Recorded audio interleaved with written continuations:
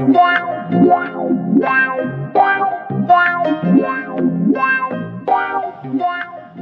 never thought I'd say this about a Chattahoochee, but man, that water looks good.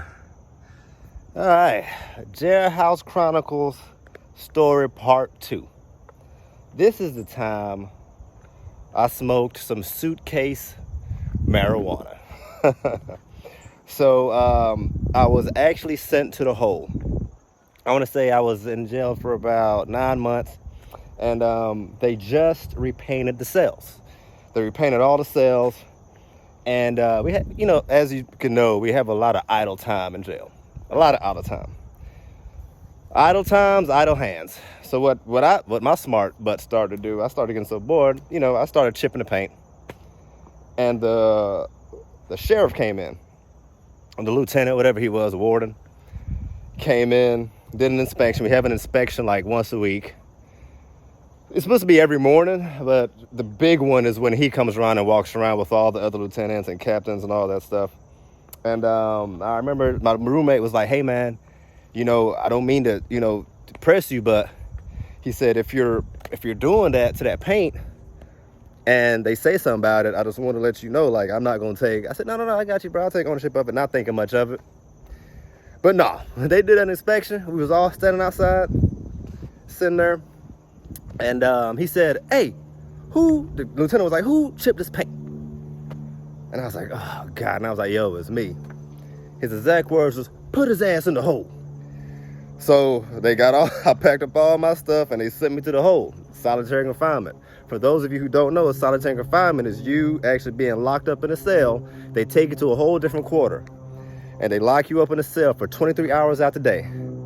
And you only have recess for 1 hour. And that could be for phone calls, working out, showering. Me, I was ecstatic because I'm such a loner. I was like, man, that's great. That's what I wanted anyway. And that's when my time was the best. Like being in there by myself. I used to read, I used to work out, I used to meditate. It was time well spent for me. But for some other people, they can't handle that. But I loved it. But it came a time where the hole was so overpopulated that we used to have to be double bedded, like double booked. So it was, I had a roommate basically. And he turned out to be a real cool guy, but that just defeated the whole purpose. That's just like regular jail. So I ended up having to get a roommate. A really cool guy. He was actually locked up he was a part of BMF. And he was part of the whole BMF controversy. He had so many charges, it made mine look like child's play. He had pages of charges, serious charges. But he was a real humble guy. Like after you get to talking to some of these guys, you realize, like, man, they're just good people that messed up. And not all of them, but he was actually a real cool guy. We actually linked up, we bonded a lot. And when I was actually getting transferred to go to prison, I was like, yo, man, let's exchange information. But we kind of fell off course with that. But he was such a cool dude. And being honest, I didn't know if he was going to get out. Because one thing about conspiracy, when they got you. So long story short, I remember one time he said, "Hey man, I'm going to court and I got some people that's going to meet me to drop some stuff off and I'm gonna see if I can bring it back in." He said, "Yo, I'll split it with you."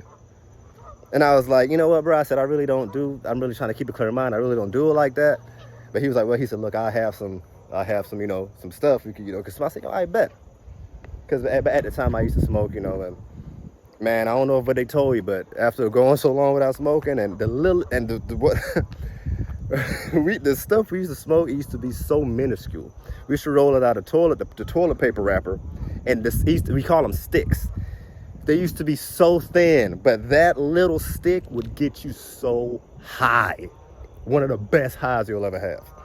So he said, "Hey, you know what? I'll smoke with you." I said, "You know what? All right, cool." But I said, "Look, all that other stuff, I don't smoke cigarettes. I don't do none of that." He said, "I got you." So it was time. He went to court. And he said, "Yo, when I come back, I'm going to store it." I was, "I bet, I got you, yo." He said, "I'm a suitcase." Me, I'm so naive. I didn't know what the hell that meant. I said, "What the hell is a suitcase?" I said, I don't know if you can have suitcases in prison. I said, "You know what? All right, whatever. I got you, bro." So he came back. He said, "Hey, roommate." And he threw it at me. And I just caught it. Caught it, whole hand. Put it under my pillow. I almost fell. Put it under my pillow. Didn't think none of it. you know, and I went to read in my book, and I was like, damn, something smell like ass. So, you know, I'm looking around. I smell my hand. I said, damn, my hand smell like ass, bro. Went to wash my hands, and I was like, Suitcase. And I was like, what the hell Suitcase meant? So one of the other guys, I said, yo, man. I said, so what does Suitcase mean? He said, you suitcase something? I said, no, I didn't. I said, what it mean? I said, what that mean? He said, suitcase mean when you stick it up butt, because they don't check up there. And I was like, you mean to tell me I just caught something that was just up his ass? So I put it under my pillow. I looked at I pick up my pillow. The funk just hit me. I said, God dang, man.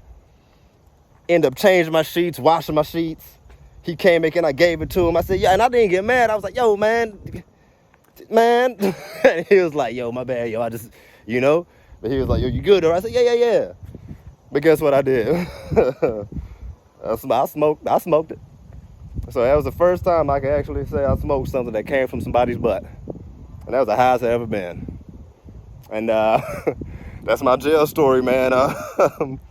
Part 2, more to come.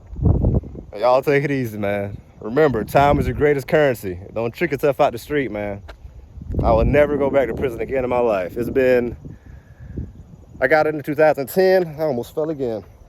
I got it in 2010. And I've been clear as an arrow ever since. Clean as an arrow, straight as an arrow. That's something I will never like to revisit. My time is way too important for that. Yo, thank y'all for watching. Y'all take it easy. Chattahoochee look all right though, don't it? Oh yeah.